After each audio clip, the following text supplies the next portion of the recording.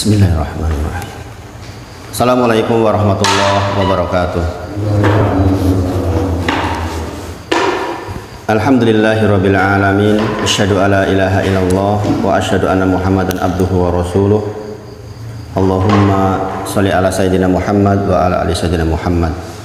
Ya ayyuhalladzina amanu taqullaha haqqa tuqatih wa la tamutunna illa wa antum muslimun. Subhanaka la ilma lana illa ma 'allamtana innaka antal alimul hakim. Rabbi shrah li sadri wa yassir li amri wahlul 'uqdatam min lisani yafqahu qawli, amma ba'd. Kita bersyukur kepada Allah atas nikmat yang Allah titipkan kepada kita. Kita sungguh-sungguh meminta kepada Allah agar nikmat menjadi sarana kita semakin bertakwa kepada Allah dan semakin taat kepada Allah. Selalu saya ulang-ulang agar kita menjaga ketakwaan kita sehingga kita menjadi orang-orang yang selalu dirahmati Allah Subhanahu wa taala. Usikum wa nafsi bi taqwallah wa ta'atih faqad fasal muttaqun. Sungguh beruntung bagi orang-orang yang bertakwa, akhir yang baik bagi orang-orang yang bertakwa. Insya Allah kita masih melanjutkan tentang masalah zikir supaya selesai insya Allah bab tentang zikir. Terakhir kemarin kita berbicara masalah adab juga sebelum kita menyampaikan salah satu makna dan kandungan dari salah satu zikir yaitu istighfar. Kita membahas masalah adab. Di antara adab adalah membaca zikir dengan lirih. Ini penting membaca zikir dengan apa? Lirih. Membaca zikir tidak perlu keras-keras.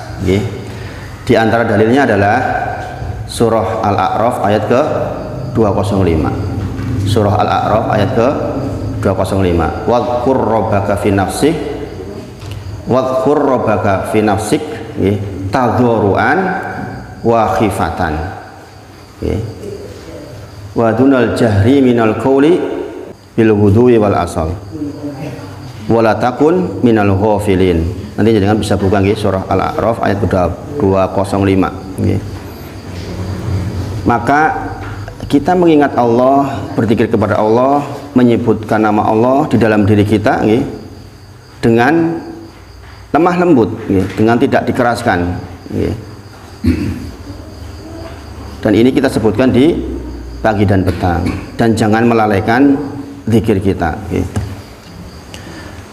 Nah, ini diantara sekian banyak dalil yang menunjukkan bahwa kita itu sedang meminta kepada Zat yang Maha Mendengar. Maka tidak perlu dikeras-keraskan. Ini menjadi penting karena hari-hari ini begitu banyak orang-orang yang berlebihan di dalam zikir. Saya tidak sedang menunjuk satu kegiatan torekoh apapun. Mereka mungkin mempunyai dalil. Sekali lagi, belajar dengan saya tidak dalam rangka untuk menghakimi yang lain, tentu saja tidak. Tapi kita sedang meningkatkan ilmu untuk diri kita sendiri yang kita praktekkan. Syukur-syukur kalau kita punya kekuatan untuk memberitahukan kepada yang lain. Jadi sekali lagi, di antara adab zikir yang kita akan merasakan manfaat diantaranya adalah mengucapkan zikir dengan lirih.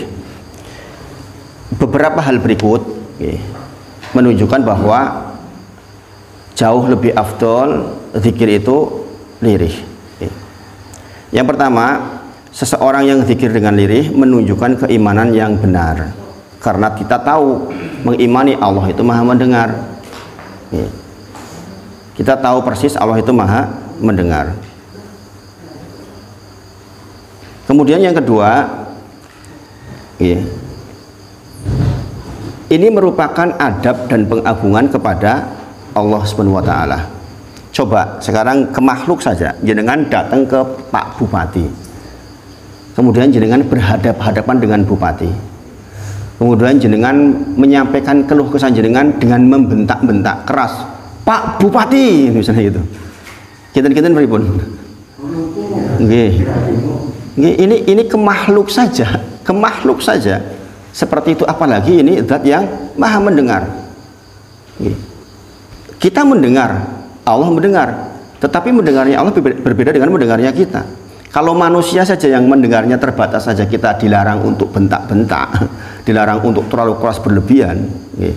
Sebagaimana saya sampaikan sebelumnya, kita lihat di YouTube, kalau dengan lihat orang zikir itu sampai subhanallah, sampai gelembung, sampai perempuannya sampai kesurupan, itu karena memang berlebihan. Segala sesuatu yang berlebihan tidak sesuai syariat itu nanti akan melenceng akhirnya. Nah itu ya, akhirnya timbullah bid'ah baru atau urusan-urusan baru dalam agama yang sebelumnya tidak ada contohnya sama sekali. Nah ini sekali lagi, jika kita melihat seperti itu, keadaan seperti itu, kita doakan orang yang bersangkutan, karena itu saudara kita. Kita bermohon kepada Allah supaya lingkungan kita juga dijaga dari yang sedemikian, karena hari-hari ini memang banyak sekali hal-hal yang seperti ini. Maka ini juga merupakan sekali lagi adab dan pengagungan kepada zat yang sedang kita zikir kepadanya, karena Allah maha mendengar. Kemudian yang ketiga, lebih khusyuk. Seseorang yang mengucapkan zikir dengan lirik itu lebih khusyuk. Coba jangan praktekkan dengan ketika mengucapkan la ilaha illallah, dengan diucapkan keras itu jangan akan lebih konsentrasi kepada ucapannya, tapi tidak ke makna dan kandungannya. Jangan mengucapkan la ilaha illallah, la ilaha illa anta subhanaka inni kuntu minadz zalimin, itu kan lebih khusyuk. Satu-satunya alasan zikir boleh bersama-sama dan agak keras itu hanya ketika tarbiyah, ketika kita dalam pengajaran. Seorang imam, makmumnya belum bisa semua sama sekali ini, maka seorang imam boleh memimpin dan ditirukan oleh jamaahnya. Itu pun hanya ketika pengajaran saja. Selebihnya ketika sudah bisa, maka sendiri-sendiri, itu yang terbaik.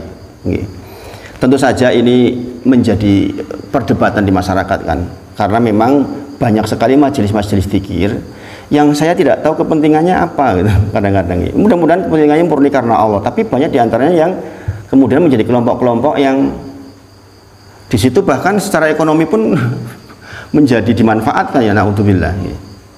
Gitu. Kelompok-kelompok zikir biasanya kan kuat banget tuh ikatannya. Sekali lagi, jika ketemu yang demikian, kita memohon kepada Allah sungguh-sungguh, mudah-mudahan diberikan hidayah supaya tidak sampai melewati batas. Kemudian yang keempat, alasannya adalah lebih menandakan ikhlas. Kenapa? Coba jangan lihat orang-orang yang zikir dengan, mohon maaf, pakai pengeras suara. Kadang-kadang malah kayak nyanyi. Gini bang, jadi perhatikan tuh di YouTube tuh, banyak kan yang sampai berlebihan, sampai akhirnya malah bahkan ada kalimat-kalimat yang di luar apa yang dituntunkan. Bukan lagi kalimat tahmid, tahlil, kalimat tasbih, tapi musik dicampur aduk di situ, ya, kemudian ada pantun-pantun gitu kadang-kadang, kemudian di genjreng-genjrengnya tuh disesuaikan nadanya, la ilaha illallah, nah gitu kan, sampai jangan lihat kayak itu enggak. Saya bayangkan apa ya, Abu Bakar, Umar, Utsman, Ali radhiyallahu anhum ajmain seperti itu. Coba jangan bayangkan saja secara logika lah. Apa ya mungkin sahabat kayak gitu. Maka dari situ aja kita tahu. Kemudian lebih ikhlas karena apa? Kadang-kadang kalau pakai pengeras kan kita kan ingin dinilai orang tuh suaranya bagus apa tidak. Oh itu ahli dzikir itu bagus banget suaranya, Masya Allah saya kalau dengar dia itu waduh langsung merinding. Nanti akhirnya ya pendikirnya itu, pelaku dzikirnya itu lebih mengutamakan kepada kualitas suara, padahal tentu saja di hadapan Allah bukan hal yang demikian. Kasihan dong yang suaranya fales kalau dzikir harus begitu. Ya kan? Ada kan memang orang yang suaranya di apa-apakan wis fales. Gini bang, saya punya teman dulu kuliah itu, rumongsannya deh suaranya apik gitu, nyanyi itu. Mas, sampean ki kalau sore nyanyi ki kudunen do dadilah. Nggak kerasa gitu, fales banget ya. Kebayang nggak kalau dzikir harus keras? Kasihan yang fales-fales itu menjadi bahan gunjingan orang. Jadi lebih ikhlas karena nggak butuh penilaian orang. La ilaha illallah, subhanallah. Kita nggak butuh penilaian orang, kita hubungan kita dengan Allah saja. Kemudian yang kelima, lebih mudah menghimpun hati, bahasanya begitu tuh para ulama. lebih mudah menghimpun hati. Karena apa? Hati kita konsentrasi hanya kepada Allah saja. Tapi kalau kita suaranya dikeraskan, mau menghimpun hati itu susah. Karena hati kita terbagi-bagi untuk berbagai macam keperluan, ke suaranya, ke sound systemnya, kadang-kadang ke gerakannya. Ada thariqah yang harus gerakannya harus kayak gitu kan. Ada yang harus seperti itu gitu. Akhirnya susah menghimpun hati, susah menghimpun hati. Menghimpun itu berarti menyatukan hati agar benar-benar hati itu konsentrasinya kepada Allah saja, nggak membagi hati gitu. Kemudian yang keenam, zikir yang lemah lembut menunjukkan kedekatan kita kepada Allah Subhanahu wa taala. Dan ini Bapak Ibu sedaya, dalam kasus kedekatan kita dengan Allah, persoalan zikir ini, Allah itu Subhanahu wa taala memberikan pujian kepada salah seorang nabinya karena perbuatan itu, karena zikirnya lirih. Contohnya pada kasus Zakaria alaihissalam. Idnada rabbahu nidaan khafiyya. Di dalam surah Maryam, kalau jangan baca itu. Kaf ha ya ain shad. Dzikru rahmati rabbika abdahu Zakaria idnada rabbahu nidaan khafiyya tuh, ya kan? Zakaria itu dipuji oleh Allah, dan ingatlah kisah Zakaria tuh. Ketika dia nidaan khafiyya, ketika dia idnada rabbahu nidaan khafiyya. Idnada rabbahu nidaan khafiyya. Dan ingatlah kisah Zakaria ketika dia menyeru kepada Robnya, berzikir kepada Robnya dengan nidaan khafiyah, dengan suara yang lirih. Sebagaimana Yunus alaihissalam ketika di lambung ikan juga dengan ucapan yang lirih. La ilaha illa anta subhanaka inni kuntu minadz dzalimin. Nah, ini menunjukkan kita dekat dengan Allah Subhanahu wa taala, dan ini mendapatkan pujian secara khusus. Rasulullah juga bersabda, ayyuhan nas, wahai sekalian manusia, arbi'u ala anfusikum fa innakum la tad'una as-sama wala ghaiban. Sebutlah nama Allah, zikirlah kepada Allah dengan suara yang lirih, karena sesungguhnya engkau sedang menyeru kepada zat yang tidak tuli, maha mendengar, dan tidak ghaib. Maksudnya tidak ghaib itu bukan tidak ada, maksudnya bukan ghaib dalam arti nggak kelihatan gitu. Maksudnya ghaiban di sini maksudnya panjenengan itu sedang menyuruh kepada zat yang ada, keberadaannya itu ada. Kita tahu gitu, antara mengenali Allah adalah kita mengenali wujudillah, wujudnya Allah. Berarti Allah itu memang ada. Maka kita tuh sedang menyeru kepada zat yang ada, bukan yang ghaib, bukan zat yang nggak ada. Maka kita nggak perlu keras-keras gitu. Kemudian wa innama tud'una sami'an qariban. Engkau tuh sedang menyuruh kepada zat yang maha mendengar dan dekat. Bahkan dikatakan dekatnya itu seperti seorang penunggang kuda kepada leher kudanya itu. Jadi dengan itu seolah-olah sedang menyuruh kepada zat yang dekat. Dekatnya seperti seorang penunggang kuda kepada leher, kan dekat banget. Menunjukkan bahwa enggak perlu kita itu sampai apalagi bentak-bentak, apalagi harus diiringi dengan musik-musik. Subhanallah. Yang nomor 7, zikir lirih akan ajik atau kontinu.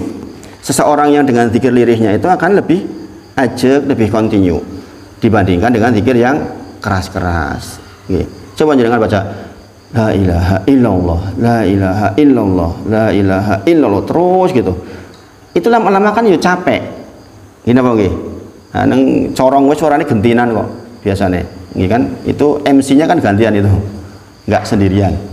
Karena emang nggak bisa ajik, beda dengan la ilaha illallah. La ilaha illallah. Kita tuh akan ajik. Kemudian nomor 8, lebih selamat dari was-was. Karena keras itu, zikir keras itu akan membangkitkan sifat basariyah, sifat manusiawi, yaitu ingin dipuji atau ingin maksud-maksud duniawi, ingin didengar, ingin dipuji. Sehingga sifat-sifat basariah kita, sifat manusia kita, manusia jangan terlalu pede istilahnya itu. Kadang-kadang enggak kok, enggak, saya murni karena Allah. Tapi kalau bersuara keras kadang-kadang nanti ya bagaimana sih sifat basariah kita, kan kita ingin tuh dinilai bagus, dinilai suaranya bagus, dinilai indah, ya enggak? Sejujurnya begitu itu.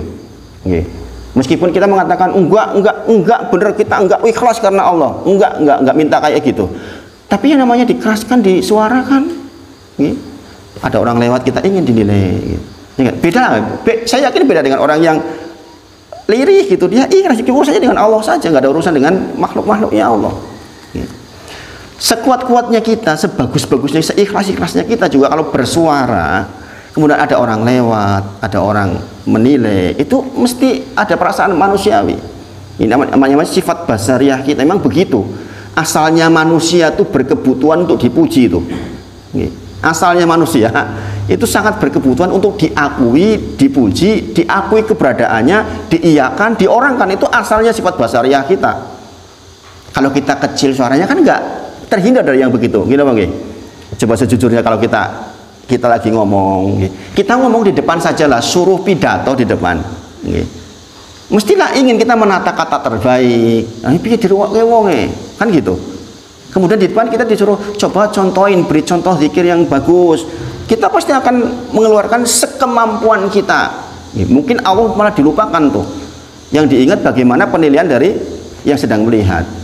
Maka sifat-sifat basariah itu akan muncul ketika zikir kita itu dikeraskan. Dan sejujurnya yang nilai pun begitu kan. Wah enak kalau zikir sama ustadz itu grentes gitu kan, masuk ke hati. Sebenarnya sedang menilai suaranya yang lembut, enak. Coba kalau yang mimpin suaranya fales, kita pripun? Mesti komplain itu jamaahnya, mesti ada perasaan yang kurang nyaman. Gini Bang. Makanya kita sekali lagi menjaga diri agar terhindar dari yang demikian. Nah ini sekitar 8 manfaat dari zikir lirih, yang intinya Rasulullah pun mencontohkan zikir dengan lirih. Sekali lagi jenengan bisa lihat di dalam surah Al-A'raf ayat ke-205 untuk menjadi pegangan, insya Allah. Nanti jenengan baca tafsirnya itu tentang 205 ini. Nah itu beberapa hal yang saya kira penting. Saya mendapatkan informasi dari Mas Yudi juga, di sini juga lagi mulai rame zikir-zikir bersama yang dulu-dulunya sudah tidak ada, malah sekarang ada lagi, dan ini di banyak tempat seperti itu. Di banyak tempat seperti itu. Mudah-mudahan kita dijaga oleh Allah untuk lebih memurnikan zikir kita, ingatan kita hanya kepada Allah saja. Nah Bapak Ibu sedaya, sekarang kita masuk kepada bagian di mana kita akan mendapatkan manfaat zikir ketika apa kemarin? Ada 2 ucapan penting, gini ucapan Al-Qurtubi, Imam Al-Qurtubi rahimahullah ta'ala, ketika beliau mengatakan apa? Hanyalah seseorang akan mendapatkan manfaat zikir ketika dia berzikir dengan makna dan kandungannya. Makna dan kandungannya. Jadi seseorang akan mendapatkan manfaat zikirnya ketika dia membaca dengan makna dan kandungannya. Makanya kadang-kadang kita melihat banyak orang yang zikirnya sudah banyak tapi kok sepertinya tidak merasakan manfaat apa-apa, karena dia tidak menghadirkan makna dan kandungannya. Sekali lagi ini penting banget. Justru ini poin pembahasan saya untuk panjenengan semua. Yang kemarin masalah faedah dan motivasi zikir, ini sana juga sudah punya sebenarnya. Saya hanya mengulang saja. Tetapi bagian ini itu jarang. Seperti misalnya kitab ini, ya kan? Kitab ini kan kita hanya baca artinya saja toh ini. Kita hanya baca artinya saja, tapi makna kandungannya itu biasanya nggak jarang dibahas. Maka kajian kita itu justru pada bagian kandungan apa toh yang ada di dalam zikir itu. Maka jenengan dipandu di sini, jenengan minimal tahu artinya lewat kitab ini, ya kan? Setelah itu kita baca. Pahami maknanya dan memahami kandungannya itu cukup sekali sebenarnya, cukup sekali atau 2 kali atau 3 kali lah, supaya jenengan masuk ke dalam hati, meresap, kemudian jenengan tahu apa yang jenengan ucapkan. Kemudian juga perkataan Muhammad Mukhtar Al-Singkiti rahimahullah ta'ala ketika beliau menyampaikan, sungguh jenengan harus tetap bahagia ketika jenengan punya kebiasaan zikir dengan makna dan kandungannya, karena insya Allah seluruh soal akan diberi solusinya oleh Allah Subhanahu wa ta'ala. Bahasanya dia jebakan-jebakan dunia ini akan tetap diberikan solusi oleh Allah Subhanahu wa taala. Kadang-kadang kita terjebak dengan kesibukan dunia, kesibukan ngantar istri, ngantar anak, kesibukan bekerja, ini kan jebakan-jebakan dunia sebenarnya. Nah, kemudian disibukkan dengan berbagai macam urusan lah. Tetapi sepanjang kebiasaan kita adalah zikrullah dengan makna dan kandungannya, tahu artinya, tahu kandungannya, maka insya Allah kita akan dijaga oleh Allah dari semua jebakan-jebakan itu. Berarti penting banget nih.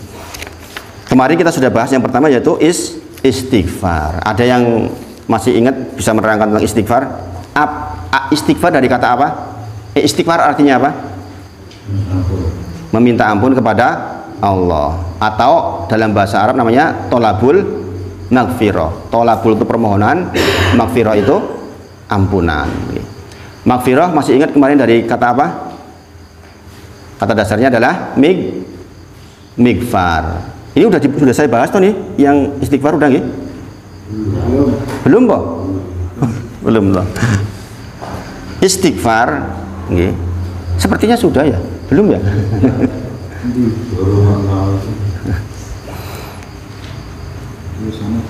Belum ada. Istighfar itu adalah tolabul maghfirah. Tolabul itu permohonan, maghfirah itu ampunan.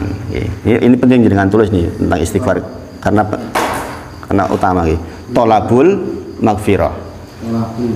Tolabul itu permohonan, maghfirah itu ampunan. Ya, maghfirah. Nah,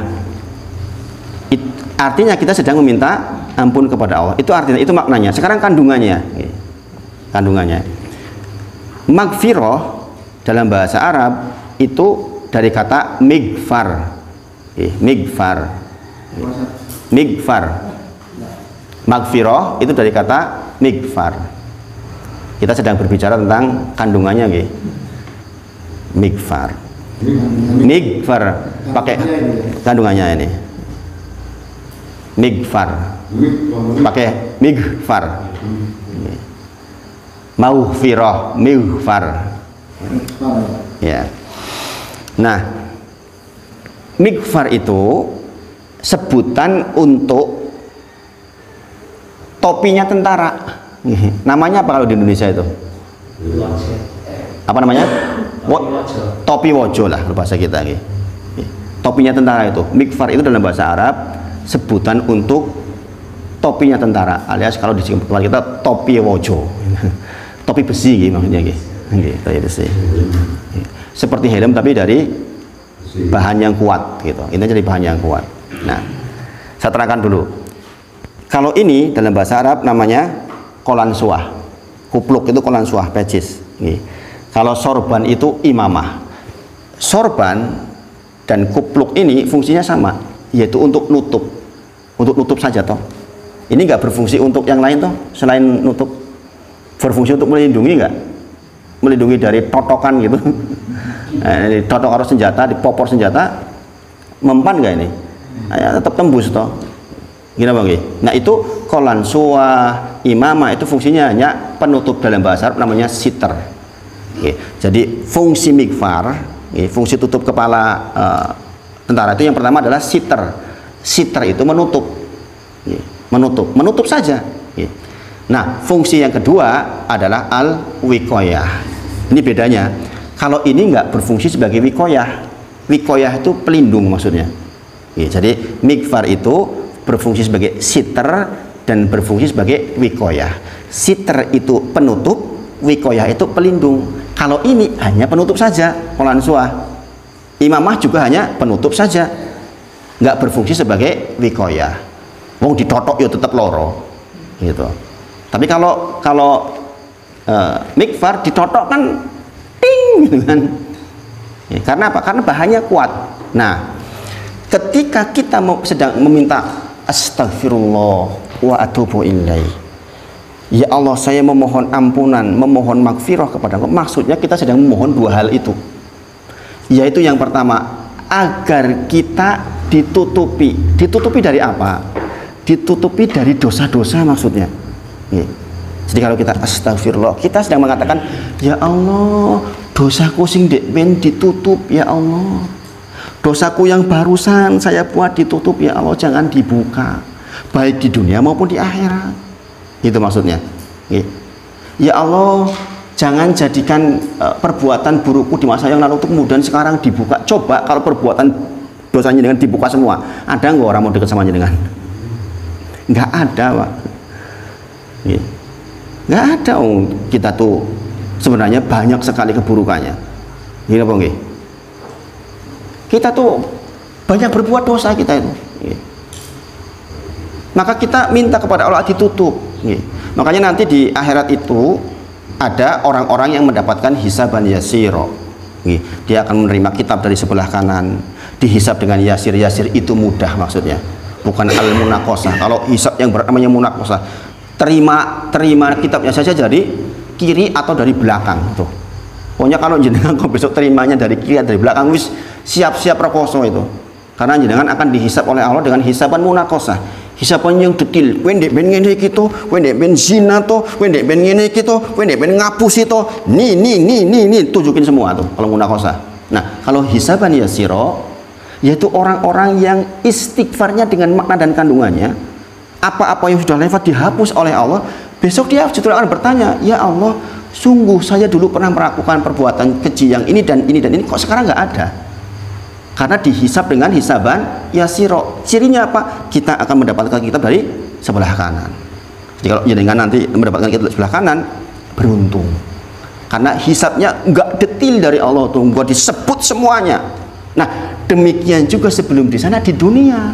Di dunia ada orang yang dibuka tuh aibnya tuh sama Allah. Makanya di antara fikih beragama Islam itu adalah di antara keburukan Islam seseorang adalah dia membuka aibnya sendiri. Itu buruk sekali, nggak boleh. Sebagian orang kadang-kadang bangga merasa ada orang artis cantik, dia mengatakan saya pernah loh berhubungan sama dia tuh, bangga merasa pernah berhubungan dengan orang yang cantik. Itu artinya apa? Allah sudah tutup aibnya malah dibuka sendiri. Itu buruk sekali itu. Besok di akhirat berat sekali tuh hukuman orang-orang begitu. Makanya sebagaimana saya sampaikan sebelumnya, seorang suami menikah dengan janda nggak boleh tanya-tanya kamu dulu bagaimana, dengan suamimu dulu bagaimana, suamimu itu nggak boleh, nggak boleh. Seseorang yang menikah dengan janda ya sudah diterima apa adanya itu, kemudian ke depan, nggak mikir yang di belakang sama sekali, karena ke belakang berarti buka aib-aib. Ini yang sama sekali nggak boleh. Lagi pula Islam itu betul banget. Coba jenengan nikah sama janda, jenengan tanya tuh, ben bojomu sing kalau kan dia wow itu lebih ganteng, lebih mantap. Kira-kira jenengan pripun? Mangkal loh. Gini bang. Secara manusiawi kita juga nggak suka sebenarnya membuka aib kayak gitu. Maka sangat dilarang kita membuka aib kita sendiri. Kalau ditutup sama Allah sudah. Jangan malah justru merasa suci. Saya mau mengakui dosa. Ada loh, ada nggih. Firqah di Indonesia ini yang pengakuan dosa, bayangin aja. Dia itu mau tobat harus ke imamnya, harus ke imamnya mengatakan saya melakukan dosa ini bayar kafarah. Berzina kalau nggak salah sekian juta. Ada loh di Indonesia itu seperti itu. Pengikutnya banyak loh, bayangin. Meskipun sekarang 3 tahun terakhir alhamdulillah udah banyak yang keluar, banyak yang keluar. Kebetulan saya mengenali tokoh-tokohnya. Manut seperti itu, la ilaha illallah Muhammad Rasulullah. Sejenis itu.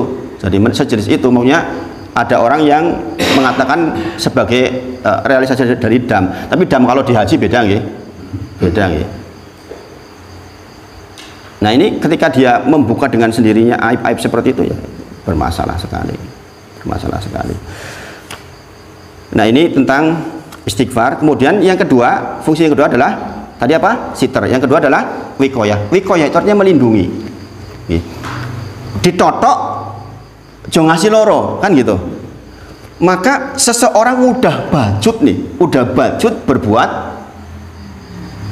zina misalnya, naudzubillah. Asalnya zina kan hutang. Imam Syafi'i rahimahullah ta'ala menyampaikan dosa zina itu hutang. Kalau istighfarmu nggak bener, istighfarmu nggak diterima oleh Allah, nanti akan digantikan dengan entah istrinya dizinai orang lain, entah anak perempuannya dizinai oleh orang lain, entah saudara perempuannya dizinai oleh orang lain, entah cucu perempuannya dizinai oleh orang lain, supaya sakitnya sampai kembali ke kita. Naudzubillah. Asalnya seperti itu, kan Imam Syafi'i itu sangat berhati-hati terhadap persoalan dosa zina itu. Nah, kalau kita berharap betul supaya jangan sampai dikafarah, dilindungi, jangan sampai perbuatan itu menjadi terjadi lagi di anak kita atau saudara kita, maka kita istighfar dengan sempurna. Itulah fungsi istighfar sebagai wikoyah, sebagai pelindung agar perbuatan dosa kita jangan sampai dikafarah di dunia dan di akhirat. Maksudnya wis dihapus wae dengan istighfar kita, itu maksudnya. Sangat dipahami nggih?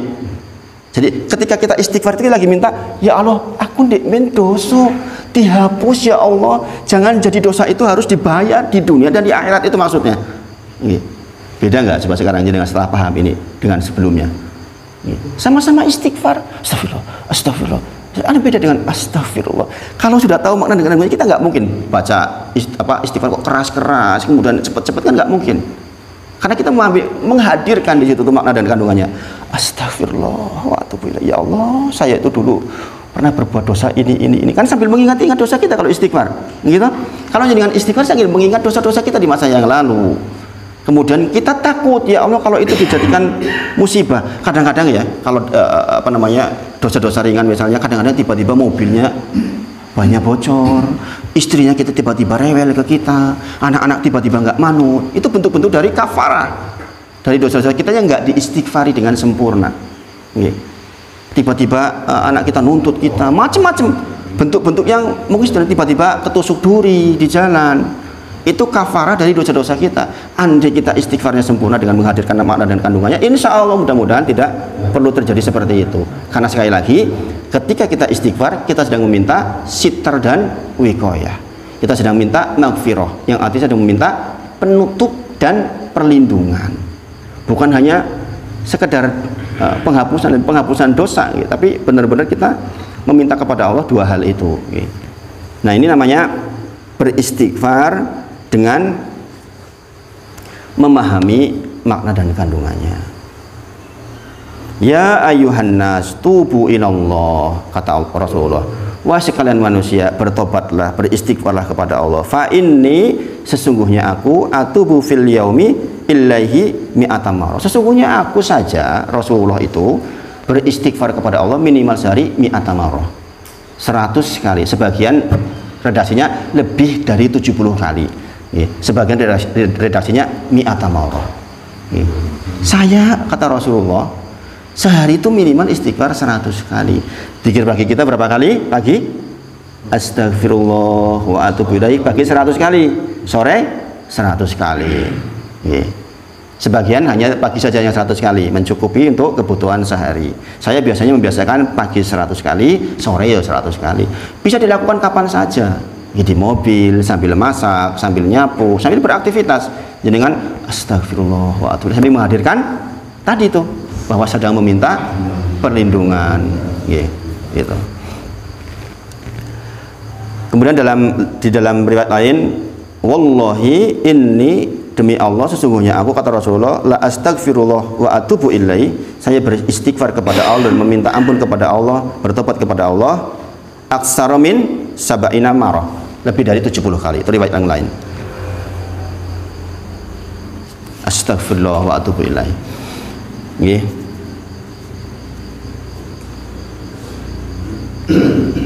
Sekali lagi kita beristighfar sambil menghadirkan maknanya. Mudah-mudahan bisa dipahami nggih, insyaallah nggih. Ini sudah lambat-lambat toh ini? Sudah lambat-lambat nggih. Kata-kata istighfar biasanya kan diikuti dengan astagfirullah wa atubu ilaih. Ya Allah, saya minta ampun kepada Engkau dan saya bertobat kepada Engkau. Ya kan? Atubu ilaih artinya kita bertobat kepada Allah. Tobat artinya apa? Menyesal. Berniat untuk tidak mengulangi.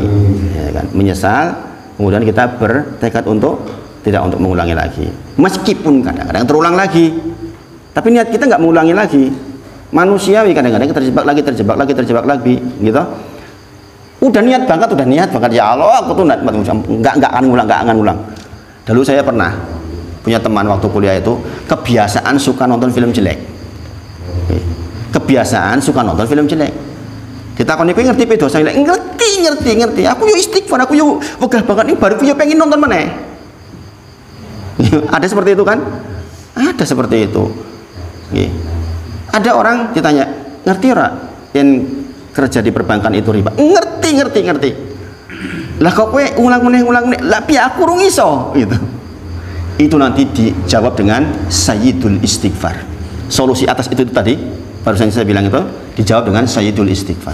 Allahumma anta rabbi la ilaha illa anta khalaqtani wa ana abdu, dan seterusnya. Itu nanti ada bagian di mana ya Allah, saya itu ngaku punya dosa yang berulang-ulang itu ya Allah. Saya sudah minta kepada Engkau, tapi saya kadang-kadang balik lagi ke situ. Sayyidul istighfar solusinya. Karena sejatinya memang manusia begitu. Bukan berarti orang sudah istighfar tuh udah tobat juga kadang-kadang nggak balik lagi. Kadang-kadang balik lagi. Ada orang kebiasaannya naudzubillah berzina. Ini orang memang sukanya berzina. Ditanya, ngerti lah zina itu perbuatan dosa besar? Tahu. Lah kamu melaksanakan lagi, khilaf jawabannya. Jenengan tanya tuh orang-orang yang ahli zina, ditanya jawabannya semuanya sama, khilaf. Karena mereka tahu sebenarnya, mereka tuh tahu itu keliru. Jawabannya cuma khilaf. Podo karone diceritakan, ya waktu itu pengen banget khilaf saya, karena berulang kali saya nanya kasus zina itu seperti itu jawabannya. Ibu-ibu pinter, bukan orang nggak pinter ya, orang pinter. Terakhir kemarin istrinya tuh datang ke tempat saya minta cerai, dan sudah cerai sekarang. Ini bukan orang bodoh, orang pinter. Dia pengajar berprestasi, guru yang dapat reward karena prestasi sebagai gurunya. Ning dalam hal itu nggak bisa mengendalikan diri dia. Coba ketika ditanya hati ke hati, khilaf pak, khilaf ustadz, khilaf itu kayak gitu itu. Makanya kita ucapkan astagfirullah wa atubu ilaih. Apakah orang seperti itu dijamin masuk neraka? Belum tentu juga. Orang seperti itu bisa jadi di masa akhir hidupnya kemudian istighfarnya banyak, bisa jadi dia masuk surga juga. Makanya kita orang yang sudah ngaji seperti itu nggak ngejat orang. Kita nggak bisa, orang sudah ngaji itu nggak bisa. Makanya orang sudah berilmu itu justru kadang-kadang susah berkata-kata. Orang makin alim itu merasa makin bodoh, makin susah berkata-kata tuh, iya itu betul. Karena apa? Pertimbangannya banyak banget. Kita tuh nggak gampang ngejat orang. Misalnya na'udzubillah, ini kita Mirzani misalnya sekarang, apakah jamin masuk neraka? Belum tentu. Orang kayak saya jawabnya belum tentu. Bisa jadi dia menjadi mulia di akhirnya, kita nggak tahu. Kita tuh belajar seperti ini dalam rangka apa? Untuk melecehi diri sendiri maksudnya Bapak Ibu Sedoyo. Bukan untuk melecehi orang lain sama sekali, nggak ada urusan itu sebenarnya. Adapun kita menyampaikan kebaikan iya, tapi merubah menjadikan itu hidayah itu urusan Allah murni. Bahkan Rasulullah pun diingatkan, engkau hanya bertugas sebagai pemberi kabar gembira dan pemberi ancaman bagi yang tidak manut sama Allah. Selebihnya nggak ada urusan. Buktinya apa? Pamannya saja nggak masuk Islam itu. Pamannya orang dekat aja nggak masuk Islam, apalagi kita siapa. Tapi bahwa kita menyampaikan terus-menerus itu iya kewajiban kita. Tapi bukan dalam rangka untuk ngejat siapapun. Sekali lagi, dengan nanti akan semakin belajar, semakin susah berkata-kata, semakin susah ngejat orang itu. Nggak bisa. Orang berilmu itu semakin justru akan intinya penghargaan. Meskipun bukan berarti liberal lagi, mengatakan semua agama masuk surga, nah itu kebablasan kalau itu. Asal berkebangsaan, asal berkesatuan, berbuat baik, masa semuanya masuk surga, nah itu kebablasan. Nah, kemudian ucapan di halaman 34 ya. Jangan buah halaman 34. Saya bahas dari situ dulu ya.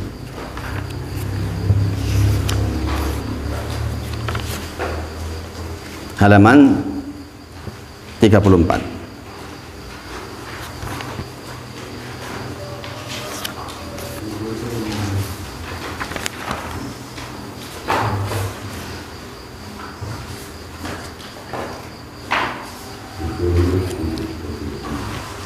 Coba dibaca oleh salah satunya, Mas Yudi, dibaca Mas Yudi, yang keras Mas Yudi. Asbahna ala fitratil Islam wa ala kalimatil ikhlas wa ala dini nabiyina Muhammadin sallallahu alaihi wasallam wa ala millati Ibrahim wa ala millati abina wa ala millati abina Ibrahim wa hanifan muslima wa ma kana minal musyrikin. Nah, ini saya bahas pertama karena ini penting. Saya bahas pertama. Saya tidak urutkan pembahasannya supaya jenengan rajin buka-buka. Kalau mau baca urut itu lebih enak. Tapi saya baca dari halaman 34 ini dulu. Asbahna ala fitratil Islam wa ala kalimatil ikhlas wa ala dini nabiyina Muhammadin sallallahu alaihi wasallam wa ala millati abina Ibrahim hanifan musliman wa ma kana minal musyrikin. Coba jenengan baca bersama-sama dulu biar membiasakan dulu. Oke, 1, 2, 3. Asbahna ala fitratil Islam wa ala kalimatil ikhlas wa ala dini nabina Muhammadin sallallahu alaihi wasallam wa ala millati abina Ibrahim hanifan musliman wa ma kana minal musyrikin. Insyaallah saged nggih diwaos nggih. Nanti kalau jenengan bacaan Arabnya kok kurang sempurna, bisa ada yang tulisan bahasa Indonesianya. Oke. Sekarang saya terangkan artinya dulu. Asbahna ala fitratil Islam, kami masuk waktu pagi di atas fitrah Islam. Wa ala kalimatil ikhlas, di atas kalimat ikhlas. Wa ala dini nabiyina Muhammadin sallallahu alaihi wasallam, dan di atas agama Nabi kita Muhammad sallallahu alaihi wasallam. Wa ala millati abina Ibrahim, dan di atas milahnya Ibrahim. Milahnya Ibrahim masih ingat nggih? Yaitu tauhid. Hanifah muslimah wa makana minal musyrikin. Sesungguhnya Ibrahim itu orang yang hanif, orang muslim, dan ia termasuk orang yang tidak berbuat kesyirikan. Bapak Ibu sedaya, ini zikir pagi kita. Kalau sore berarti amsaina, kalau pagi asbahna. Sore sambil lagi amsaina itu berarti sore. Kalau pagi asbahna. Berarti kalau pagi ini kita mengucapkan asbahna. Asbahna ala fitratil Islam. Ini saya terangkan kandungannya. Kita sedang bersyukur kepada Allah. Pagi ini kita masih Islam, Bapak Ibu sedaya. Banyak orang yang melewati paginya tidak mensyukuri dia itu masih agamanya Islam. Ketahuilah Bapak Ibu sedaya, dari 9 miliar penduduk bumi ini, yang Islam itu nggak lebih dari 2 miliar. Yang dipilih oleh Allah beragama Islam hari ini tuh nggak lebih dari 2 miliar. Bagaimana mungkin kita nggak bersyukur tuh? Kemarin saya ceritakan, Koh Stephen menceritakan rahimahullah ta'ala, ketika dia ke Aceh, ada sebagian tempat yang tadinya Islam menjadi tidak Islam, gara-gara tidak punya rumah dikasih rumah, tidak punya pekerjaan dikasih pekerjaan, ya kan, diberi penghasilan sehingga pindah. Di tempat saya bahkan di kampung ada orang-orang yang dikasih baju sama mie, pindah agama. Kita sekarang ditakdir masih Islam, alhamdulillah. Kenapa saya katakan alhamdulillah? Kadang-kadang orang kalau diuji oleh Allah sedemikian dahsyat, digoncang hidupnya demikian rupa, bisa jadi dia keluar dari Islam dengan tidak sengaja loh.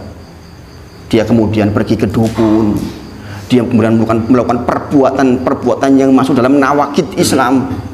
Dan sebagaimana saya sebutkan 10 di antara hal-hal yang mengeluarkan kita dari Islam kita, ya kan?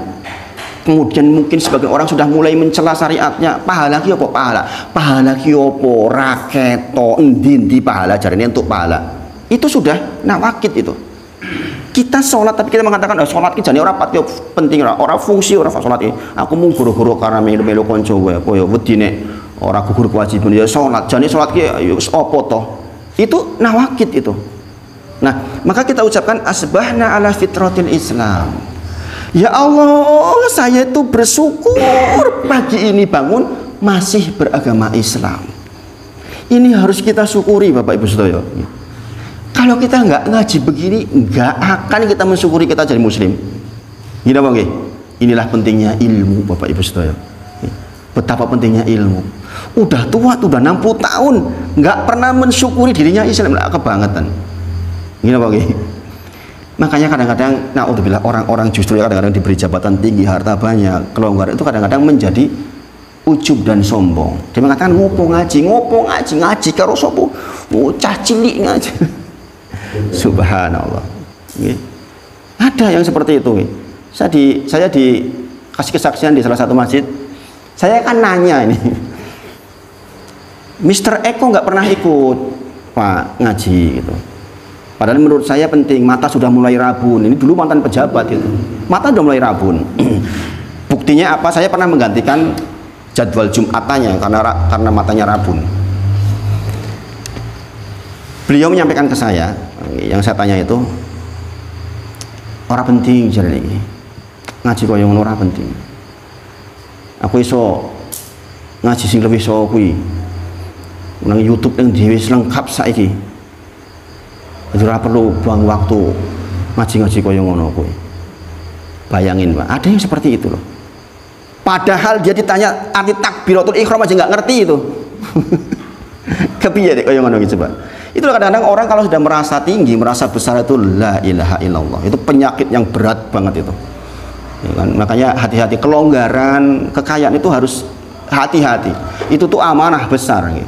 Orang diberi kekayaan artinya dia sedang dititipi, lihat tuh orang yatim, lihat orang susah di sekitarmu, lihat orang yang berkebutuhan di sekitar. Kan begitu tuh kalau orang belajar. Dititipi kekayaan itu bukan untuk enak-enakan sendiri. Subhanallah. Kalau nggak ngaji begitu tuh hasilnya. Nggak tanha alil fasya wal mungkar. Tapi kalau orang sudah ngaji, masya Allah, tentu saja berbeda. Orang nggak ngaji melihat orang miskin, adalah salahmu dia miskin. Orang sudah ngaji, subhanallah, peluang buat saya, kan begitu. Beda tuh cara pandangnya. Kalau orang nggak ngaji susah, susahnya luar biasa. Nah itu asbahna ala fitratil Islam. Bayangin. Kenapa kita harus bersyukur mengucapkan asbahna ala fitratil Islam, bersyukur saya pagi ini masih Islam. Banyak orang di pagi hari memulai harinya dengan melakukan hal-hal yang menurut dia tolak bala. Jangan datang ke mana itu, perempatan mana itu, sudah ada yang dipasang-pasang pagi-pagi itu, masang sebelum subuh kan, pasang apa itu, makanan yang dianggap makanan makhluk gaib supaya dia selamat seharian, ya enggak? Itu nawakid dari Islam, itu keluar dari Islam yang seperti itu tuh. Subhanallah. Ini pernah saya ceritakan ke jenengan, kalau jenengan pergi ke sebuah tempat tuh, jenengan tahu tempatnya mesti. Saya berhenti di situ, lihat ke kanan ada toko khusus menjual makanan dan lembut dan jin, ada nggak? Laris itu, dekat jenengan loh sini, dekat jenengan loh. Ada tuh? Kalau di sini kanan jalan, saya sampai lihat itu, subhanallah, laris loh tokonya, toko yang menyediakan khusus makanan lembut, katanya.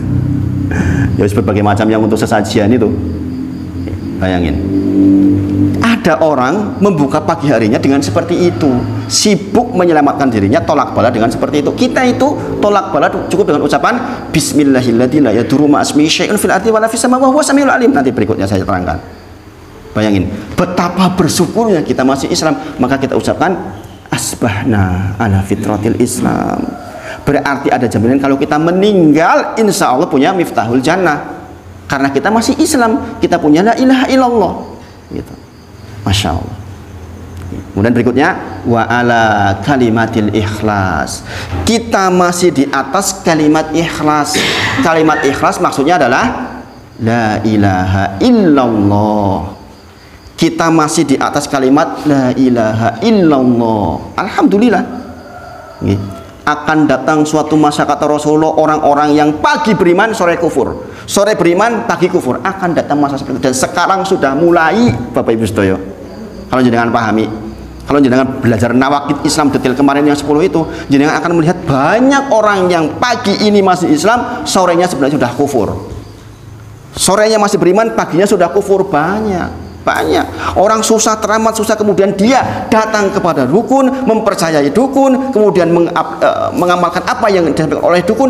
Itu kan sudah nawakid. Gini apa nggih? Gini apa nggih? Sebenarnya secara asal dia sudah lepas la ilaha illallahnya, meskipun sekali lagi ada udur bagi orang yang memang bener-bener nggak ngerti. Gila, zaman sekian apa yo orang ngerti tenan zaman sekarang, karena sudah begitu banyak masif informasi. Apa yo diampuni oleh Allah tuh diberi udur. Bayangin, Rasulullah sudah menyampaikan akan datang suatu masa di mana pagi orang sudah beriman, sorenya sudah kufur. Sorenya beriman, paginya kufur. Makanya kita mengucapkan wa ala kalimatil ikhlas. Ya Allah, syukur, alhamdulillah saya masih di atas kalimat la ilaha illallah. Ini supaya kita tuh dijaga oleh Allah. Jangan sampai kita tertarik dengan hal-hal yang membatalkan keislaman kita. Masya Allah.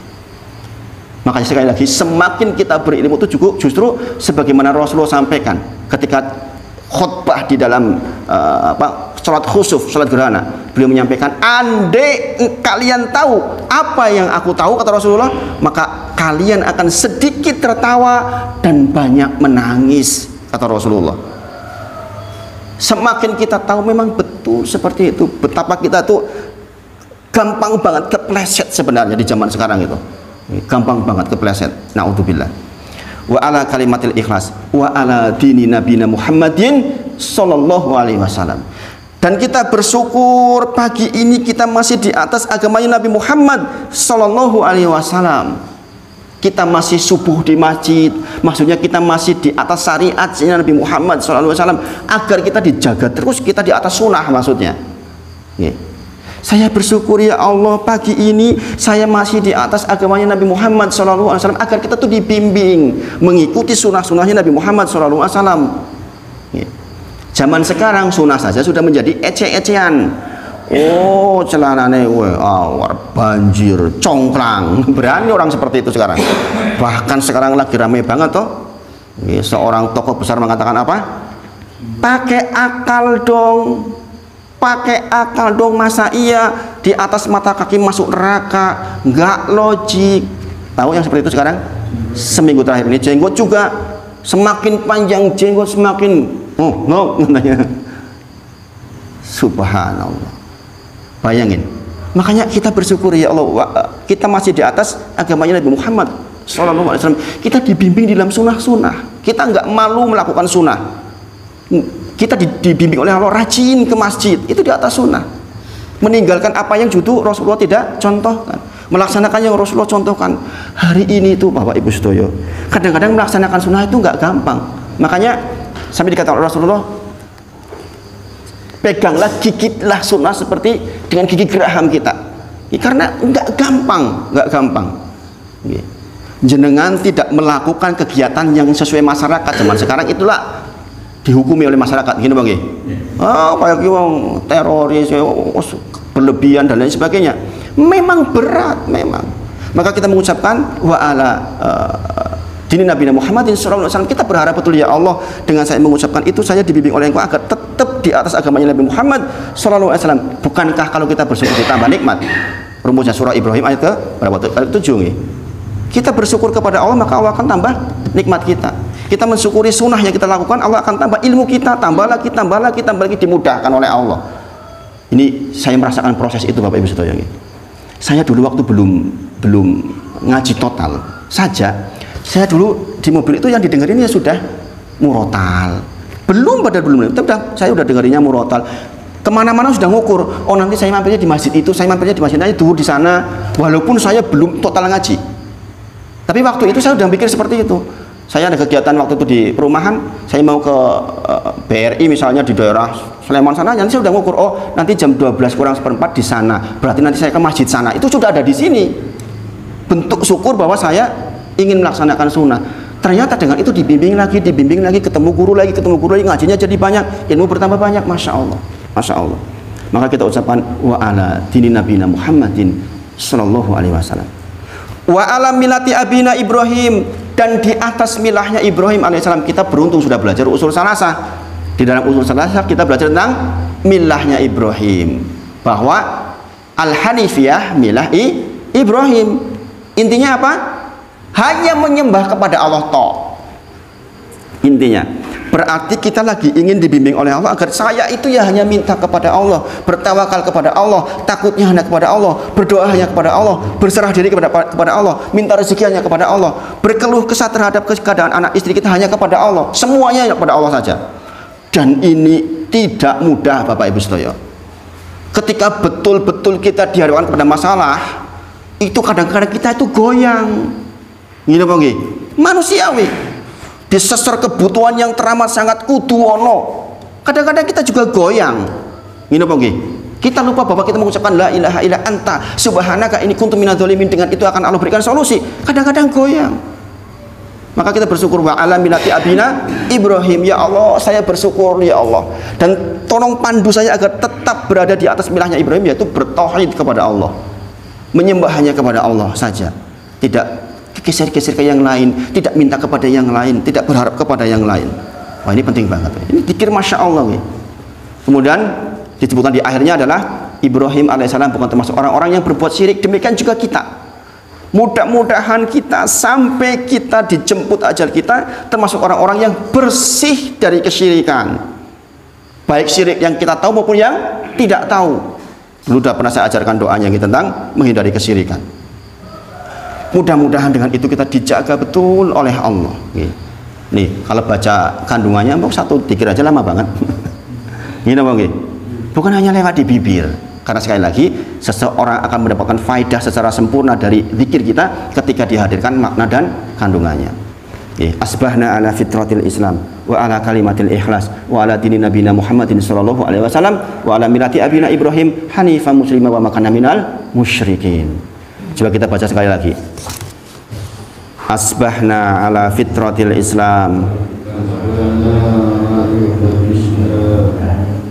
wa ala dini nabina Muhammadin sallallahu alaihi wasallam wa ala millati abina Ibrahim hanifan musliman wa ma kana minal musyrikin. Nanti caranya menghafal itu Bapak Ibu sedaya jenengan baca berulang. Dibaca berulang, baca berulang, baca berulang, nanti lama-lama kados jenengan maos Al-Fatihah lancar. Nggih. Dibaca berulang itu sampai pagi saja ini kan dibaca berulang, sore dibaca berulang, terus seperti itu. Dengan itu insya Allah jenengan akan hafal dengan sendirinya.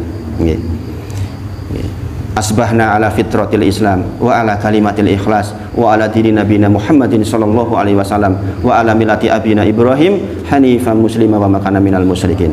Nah, terakhir saya pesankan kepada jenengan, ingat-ingat pesan Rasulullah, la yazanu lisanuk radban min dzikrillah. Basahi selalu bibir kita dengan zikrullah. Karena apa? Ini saya sampaikan. Saya pernah menyampaikan tentang fikih zikir pagi, zikir petang seperti ini. Kebetulan di kalangan orang-orang yang memang pendidikannya kurang. Jawabannya apa? Ustadz, atau ya kesel masa zikir esukar sore. Itu. Esuk-esuk kon maca akeh kaya kie. Engko sore-sore kon maca kaya kie maning, lah kesel temen Ustad. Bayangin, ada yang begitu itu. Ada yang begitu. Saya udah semangat banget nerangin, jawabannya begitu. Lah kayaknya ya bebel maca kaya kue ngedap lah. Gimana coba gitu. Ini saya sampaikan ini nyata ini. Berarti dia tidak paham bahwa sesungguhnya kita itu memang disuruh zikir sepanjang waktu, bukan hanya zikir pagi, zikir petang sebenarnya kan. Kemarin saya masih ingat Ali Imran 190. Siapa ulil albab? Orang-orang yang cerdas, orang yang pintar adalah alladzina yadhkurunallaha qiyaman wa qu'udan wa ala junubihim tuh. Orang-orang cerdas adalah orang-orang yang zikir kepada Allah ketika berdiri, ketika duduk, ketika berbaring. Podo karon jenengan zikir terus. Coba orang itu kalau saya terangkan kayak gitu, apa tambah enggak pingsan itu? Berarti nyongkon zikir bae sedina-dina ge ora kerja ilok gitu. Mengerikan kan. Ini saya pesankan ke jenengan bahasa seperti ini, berharap mudah-mudahan jenengan masuk supaya zikir itu memang kepentingan kita, kebutuhan kita, bukan kepentingan siapa-siapa. Nah, ini yang dibahas pagi ini baru dua zikir, yaitu istighfar dan bacaan nomor halaman 34. Mudah-mudahan bisa kita amalkan. Nanti pertemuan depan dengan waos, yang berani menghafal di depan menyampaikan supaya untuk bonus insya Allah umroh dari Pak Marwan insya Allah. Saya kira itu yang sampaikan pagi ini. Mudah-mudahan bermanfaat. Kita akhiri dengan kafaratul majelis.